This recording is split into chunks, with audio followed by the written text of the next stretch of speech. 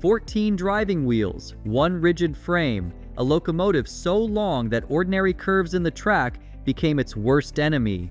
In 1934, that exact machine rolled out of a factory in eastern Ukraine, weighing 140 tons. Its boiler stretched so far the frame had to be widened just to fit the firebox around it properly.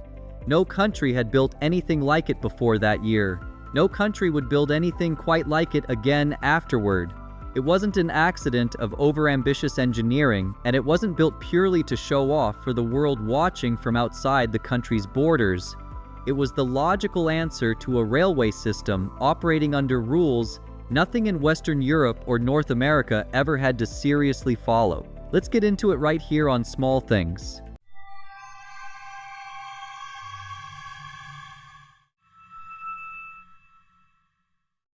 A wider track for a reason. In 1842, an engineer named Pavel Melnikov had to choose a track width for Russia's first major railway connecting St. Petersburg to Moscow at a time when no country had settled on a universal standard. He picked 5 feet, wider than what much of Europe eventually adopted. A popular story claims Russia chose that width to stop foreign armies invading by train. Russian military engineers were already dismissing that idea back in 1841, pointing out that a retreating army could simply destroy bridges regardless of gauge. The real reason was simpler. A wider track meant a wider locomotive, and a wider locomotive could carry a bigger boiler, a bigger firebox, and a heavier load. That decision gave Soviet engineers room to build big. It didn't yet explain why they'd actually need to. What the distance actually demanded. It did not begin with a desire to impress anyone watching from outside the country. It began with something as basic as a map. Coal from the Donets Basin had to reach steel mills a continent away on the other side of an absolutely enormous country. Raw materials sitting in Siberia had to reach factories built in the Urals, hundreds of miles inland from the nearest port. Distances that would have crossed several entire European countries at once were simply routine, ordinary journeys inside one single country, and every ton of that freight had to move by rail because there genuinely wasn't another realistic option available across a landscape that spanned 11 separate time zones. Winter made the entire problem considerably worse still. Year after year, along stretches of the network, temperatures dropped below -40 degrees for weeks at a stretch, sometimes longer. Lubricating oil turned to thick sludge inside the engine. Metal contracted and cracked under that kind of sustained cold. Water sitting in an idle boiler's fittings could freeze solid overnight if a crew wasn't careful enough to prevent it. A locomotive that broke down deep in Siberia couldn't simply wait for a specialist to travel out from Moscow. A local crew, working with whatever tools the depot actually had sitting on hand, had to fix it themselves, out in the cold, with no factory support anywhere within reach. Faced with that exact combination, distance, climate, and thinly spread repair capacity scattered across the entire network, Soviet planners made a deliberate choice that shaped everything that followed from that point on.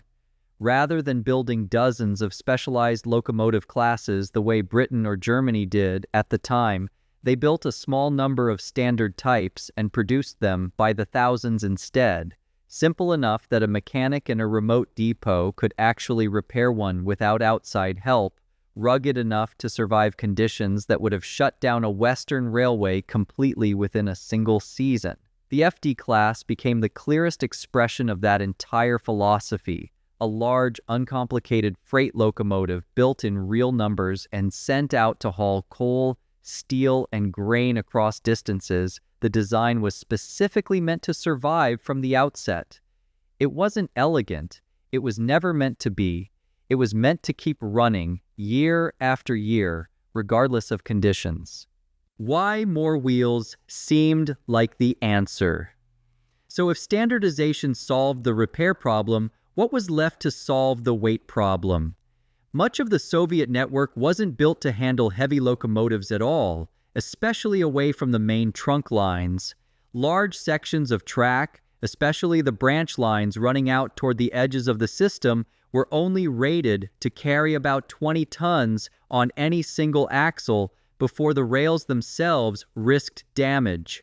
A locomotive, powerful enough to haul the freight Soviet industry actually needed, would crush track built to that limit, unless the engineers found a way to spread that same total weight across more points of contact with the rail. More driving wheels meant more axles sharing the load, and more axles sharing the load meant each individual wheel pressed down with noticeably less force. That basic logic pushed Soviet engineers toward locomotives with unusually high wheel counts, and in the early 1930s, a group of them took that idea as far as it could physically go. After seeing an American locomotive with 12 coupled driving wheels during a visit to study U.S. railroading practice, Soviet engineers designed one with 14, all 7 axles locked into a single rigid frame to keep the whole assembly stable under load. That locomotive was the one described at the very beginning of this video. On paper, the math genuinely worked out. In practice, a rigid frame that long fought every single curve it encountered along the way.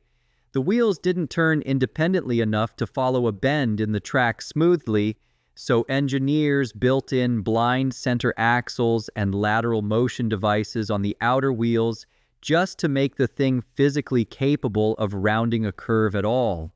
Even then, it barely worked. A second unit that had already been planned was quietly canceled, and the factory turned its attention to the FD class instead, a design that was already proven and desperately needed. The 14-wheel locomotive wasn't a failure of imagination. It was proof that the same solution, which worked brilliantly at a smaller scale, simply stopped working once it was pushed past the point where the rest of the machine could still function. Not every machine wore this face.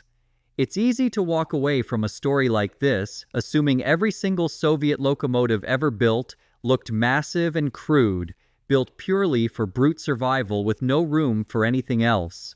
When conditions genuinely allowed for it, Soviet engineers proved repeatedly that they could build something genuinely elegant instead. The P-36, developed in the early 1950s once decades of accumulated experience and captured foreign technology, had finally caught up with Soviet ambitions, carried a streamlined casing and a red stripe running the length of its boiler, earning it the affectionate nickname, the Generals, among crews. Its work happened on prestige passenger routes, rather than the harshest, roughest branch lines out at the far edges of the network, where a lighter axle load and a smoother ride actually mattered more than raw ruggedness ever could. Size and toughness were tools Soviet engineers reached for when the problem demanded them, not a fixed style stamped onto every machine that rolled out of a Soviet factory, regardless of purpose. It's also easy to assume Soviet locomotive design happened in total isolation, disconnected from anything happening elsewhere in the world, shaped purely by ideology rather than engineering judgment. Soviet engineers studied American locomotive practice closely, visiting U.S. railroads specifically to learn from designs already running successfully overseas. They borrowed ideas about boiler construction and mechanical stokers, and later, after the war, absorbed lessons from captured German technology and Lend-Lease American locomotives as well. What emerged wasn't a copy of anything. It was foreign engineering deliberately reshaped to survive conditions nowhere else on Earth demanded. The machine as a message. A depot supervisor in Western Siberia keeps a running list of which of his 3 locomotives has broken down most often that particular winter, quietly juggling the weekly schedule around whichever engine actually has the fewest miles left in it before its next scheduled overhaul back at the main works several hundred miles away. A red star sits mounted on the smokebox door of a freight locomotive rolling steadily through the snowy Urals on an ordinary delivery run in the dead of winter, snow blowing sideways across the tracks, the same basic machine underneath, regardless of which particular political figure's initials happened to be painted onto its side panels that year.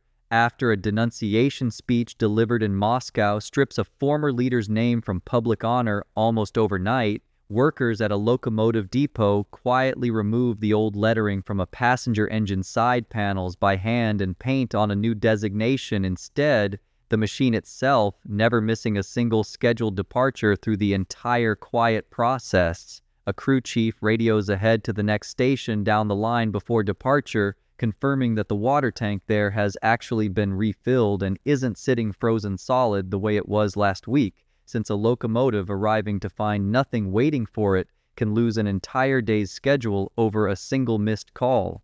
Shaped by the problem, not the ambition. Soviet locomotives looked massive because they were shaped by massive problems, not because anyone deliberately set out to build something impressive for its own sake.